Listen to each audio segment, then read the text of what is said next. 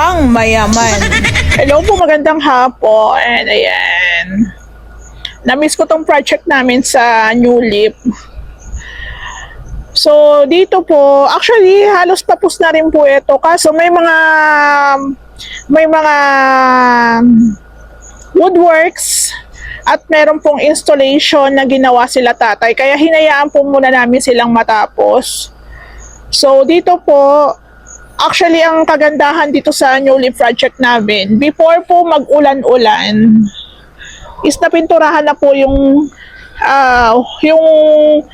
firewall dito, yung wall nila sa likod, sa harap, tapos nakapag-waterproofing na rin po kami. So, dito po sa labas, meron na rin naman pintura yan, kaso kailangan pa yan i-retouch. Linis, yon, retouch linis na lang, tapos nagpa-add po sila ma'am dito ng plant box. So, ito, medyo tataas ang pa ata ito ng konti, or ito na yata yan. So, i-review ko na lang yung request ni ma'am kasi ito po is binuhusan lang gamit po yung mga scrap dyan na plywood. So, dito naman po yung ibang mga panambak is napahakot na. So, grabe rin po talaga yung ulan itong mga nakaraang linggo. So, ayan siya. So, dito po, halos naman may mga naka-install na tayo na pin lights. Yung mga outlets, hindi pa pang huli na. So, dito, yung huli ko pumunta, wala pa to eh. Dito po yung kanilang kitchen. So, pag ganyan pong may mga glass and aluminum work, sinahayaan muna namin. Ayaw namin sabayan gawa na syempre para hindi rin kami nagkakabanggaan pagdating sa trabaho. So, naka-reflective. Gawa to ni tatay. Mukhang ano rin mukhang ang ginamit na materials dito is may ginagamit silang depende po kasi sa materials. So, yun naman ay sinasuggest natin sa may-ari at sa kalatatay kung kaya ng budget yung mas matibay na materials, mas okay. So, dito, yung labas natin, meron naman na yan ng mga masilya. Meron na rin primer yan. So, okay lang din po siyang ma-expose sa ulan o basa. So, dito, may nilagay na rin pala sila tatay na dito, screen door. Kaso hindi pa nakabit, no? Hindi pa nakabit? Wala pa. So, tingnan nyo to. So, ito po yung bahay dito sa New Leaf. Ngayon lang namin ulit na puntahan. So, ito po, pasensya na kay ma'am tsaka kay sir. Alam nyo naman pong sabay-sabay ang projects natin. So, ang gusto lang naman nilang mangyari, actually, hinintay talaga kami yan. Before mag-Christmas, malipatan na nila to. Ayan. So, August pa lang naman ngayon. So, sabi nga namin ni Ray, lahat ng projects namin na ngayon is hindi na po yan aabot ng December. Ayan po. So, tulad din po ng nasabi ko, ayan, wala na akong boses kasi ang daming projects, ang daming binablog. Yung wood po natin, yung supply ng Santa Clara, minsan walang stock sa Wilcon. So, naghihintay pa kami ng supply. So, dito, ang kulang na lang naman ni Ray dito is yung ating TV rack cabinet. Ayan. So, dito po yung kanilang TV console. So, ang pagkakaalam ko, dadagdagan pa ata ito ng outlets dyan. So, kadalasan naman, ang mga outlets na yan is nandun sa loob ng cabinet para naka-hide. Tapos dito, meron tayong, pakibilang yung yung fluted panels dito. Tapos ito po ay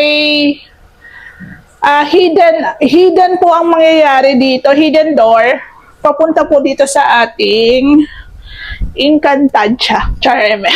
Ayan, papunta po dito sa ating ilalim ng hagdan. So, sayang din naman kasi, so magagamit din talaga siya. So, yung bahay, hindi ganon kalaki, pero pag nagawa ng maayos, bang! Parang biglang laki. Ayan, yung kanilang pa-center light dito. Gusto ko yung mga gantong peg lang eh, yung hindi masyadong mababa. Saktong-sakto lang. Tapos hindi masyadong malaki, hindi masyadong maliit. Sakto lang din talaga para sa size ng ating resist ceiling. So, naka-PVC panels tayo dyan. Yung mga tambol is cement board naman yan. So, kung mapapansin nyo, yung PVC natin dito, ibang kulay, iba rin po dito, sa kabuuan. So, may mga part po kasi na mababa na, kaya flat na lang. Ay, wow! O, diba? Black na version naman to. Sabi po, ito yung bottom natin, hindi pa nilagay yung ating ilaw, yung mga accessories. Pero, buong buo na siya. So, merong mga mamasilyahan, yung sliding nila. Wow! See, ito yung sinasabi ko eh, ganda. So, ito po yung office nila, ma'am. Naka-sliding yan. So, dito po, ito po extension to. So, sabi ng aking pintor, wala naman daw leaks dito. So, okay na tong office nila. Meron lang kaming babawasin dito. I think, ito po yung babawasin. May mga medyo babawasin lang din dyan si Ray. So, sabi ko nga, ikat na lang siya dito para hindi na po tanggalin kasi nakapix na po to eh. Nakapako na yan eh. So, pag tinanggal natin yan, medyo mahihirapan na at masisira na po itong ating kahoy. Pero pipicturean ko na lang, ipapaulit kung ano talaga dyan yung ibabawas. So, meron din tayo nito, table nila, ayan. So, meron ding pa-drawer. So, ito yung magiging office nila. So, tingnan nyo naman, ang ganda, oh. Ang ganda. Actually, meron na tong meron na po tong masilya, tsaka, alam ko, meron na rin siyang primer. Pero ang kulay kasi dito, iba rin po yata sa taas, tsaka sa baba. So, i-check ko na lang. Meron din palang sliding dito. So, maganda to na nagkaroon ng partition, nagkaroon ng sliding. Between kitchen tsaka po yung sala kasi yung lamig ng AC pupunta yan dito sa ating kitchen area. Ayan. Ang taray, ang ganda. So, tingnan nyo. Pag ikaw ay bisita dito, iisipin mo, asan yung kitchen nila? Yung pala nandito. Ayan o, diba? Tapos, parang mirror na rin ang datingan nito kasi reflective. Ayan o, kawaii. Ayan o, diba? Ang ganda. Pak. So, pagpasok mo dito, andito naman po yung kitchen area. Ayan o, diba? So, sa labas, nakikita nyo, pero sa loob, hindi kayo nakikita. So, dito po, aluminum cabinets po yung ipapalagay ni ma'am. Sila tatay din po ang gagawa. So, pagdating po sa mga pricing niyan, sila na lang din po ang nag-uusap. Labas na kami dyan. Ayan po. So, dito, meron pa tayong pa-bar counter. So, ang gusto ni ma'am, lagyan daw ng parang tambol dito. Pwede naman yon. So, imagine, dalawang linggo na halos umuulan, pero walang baha. Ayan, walang baha. Walang leaks tayong nakita dito. Madumi pa talaga kasi hindi pa kami naglilinis, hindi pa to final. Pero, sabi ko nga sa inyo, ito turn over namin to ng nilipatan na lang. So, tingnan nyo to. Napakalaki. Meron din po ditong sliding. So, dito, merong pantry. Okay na rin po ito. Ano na lang gagawin dito? Takip. Kompleto na to. Okay na? Okay na to. So, ang pintor ko po kasi is 3 lang. So, nag-abang po. Meron pa kami isang pintor. Waiting pa kami. Pero, kay ma'am, kay sir, ang priority po muna namin ngayon is yung Sabella kasi mas nauna po yung, kung napapansin nyo naman sa vlog, patapos na rin po ang Sabella. So dito naman po, inuumpisahan na rin po yung ating pagmamasilya sa woodworks. So dito po, sa may kitchen, meron tayong laundry area. Ayan. So kung gusto nyo ng ventilation, ayan no, di ba? Safe na safe po yung ating unit dito. So, tingnan nyo to, yung ventilation natin, halos may pintura. Actually, konti na lang naman pipinturahan dito. Ano na lang po, yung cabinets na lang. Tapos yung mga pinto, may pintura rin po tayo dito. Actually, meron na rin siyang pintura, kaya kahit maulanan to, carry lang. So, ito, pipinturahan, spray lang yan, madali na lang po yan. So, yung kitchen po natin, naka-tiles din po yan. O, diba? Huwag na kayong maartihan kung naka-tiles po ang buong kitchen.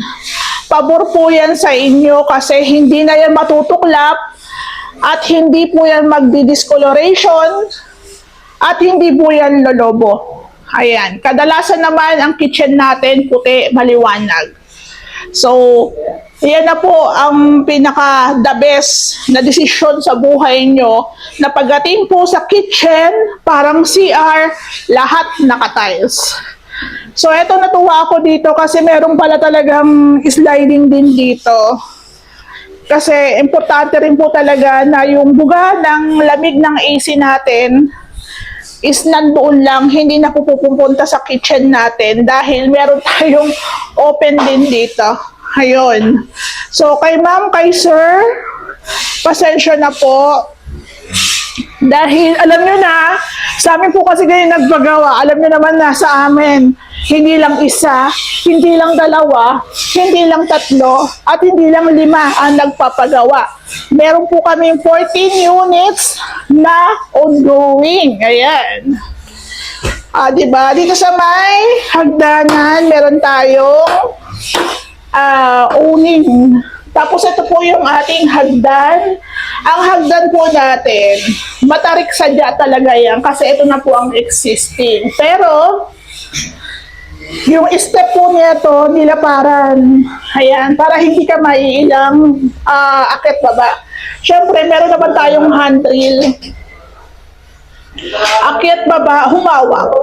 Ayan. So, dito po sa second floor, sa second floor po, meron tayong 2 kwarto. Maliit lang po yung kwarto. Ayan. So, dito po, tapos na rin kong palitan yung mga bintana, na-installan yung tatay ng mga sliding. So, dito, may ni-repair po kami dito. So, slide up po yan. So, konti na lang naman. Tapos dito, sliding pala dito. Sliding. Ayan. So, ganyan siya. So, doon po sa mga gusto ng sliding at ayaw magkaroon ng conflict, pwede pala. Pakidemo nga. Ayan. O, sila tatay nagkakabit. Pero ito po kasi, nauna po ang pinto, nauna po yung hamba, kaya andyan na po yan.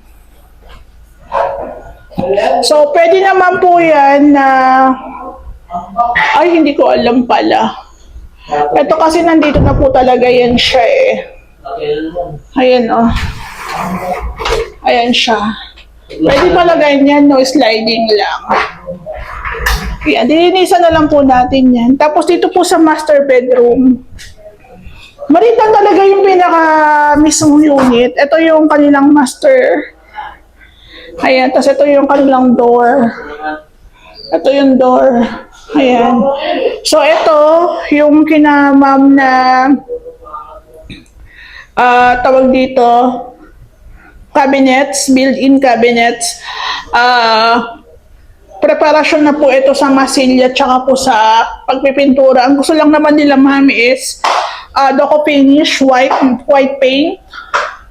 Tapos ito po yung ating bathroom dito sa second floor. So sabi ng aking pintor, wala naman daw leaks dito. So, yun, ganda yun.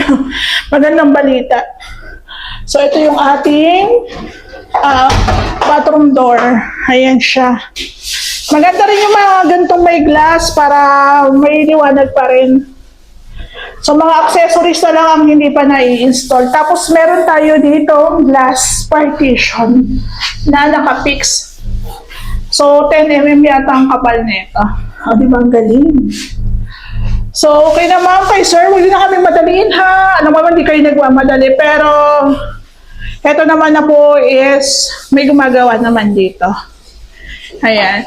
Ang suggest ko po sa inyo sa mga ilaw, huwag na pong paiba-iba.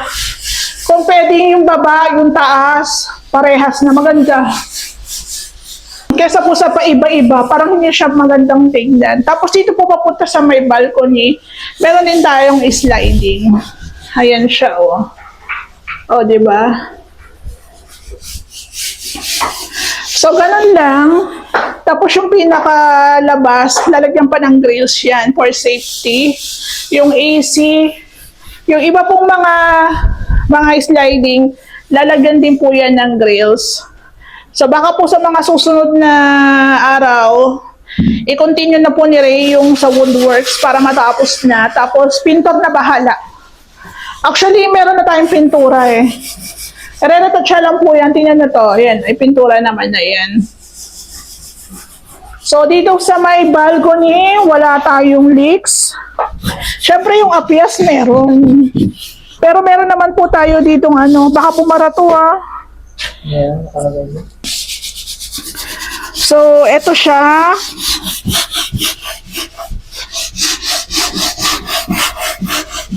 So, linis na lang po ito. So, yun din po yung kagandahan na before magtag-ulan, tag-ulahan, ayan, nakapaglagay na tayo ng waterproofing. So, i-retouch na lang yan. Pag gumanda na yung panahon, yun doon sa may harap na gutter, kulay itim yun. Hanggang dito. Ito. Sa lipa? Oo. Kasi isi-same na lang para yung sa harap. Parehas na itim. So ito guys, wala naman na dapat ipag-alala. Pero before naman siguro December, tapos na to.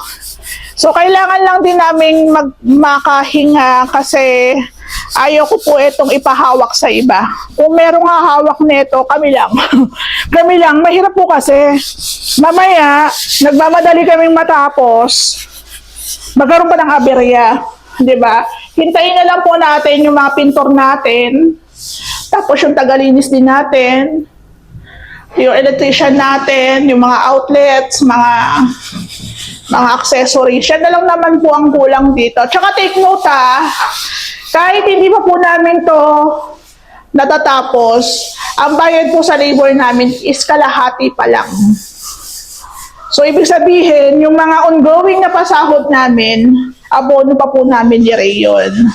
So, wala pong dapat ipag-alala dahil kahit maraming projects na sabay-sabay, lahat po yung gumagalaw. At saka ang kontrata po namin sa inyo, hindi po arawan.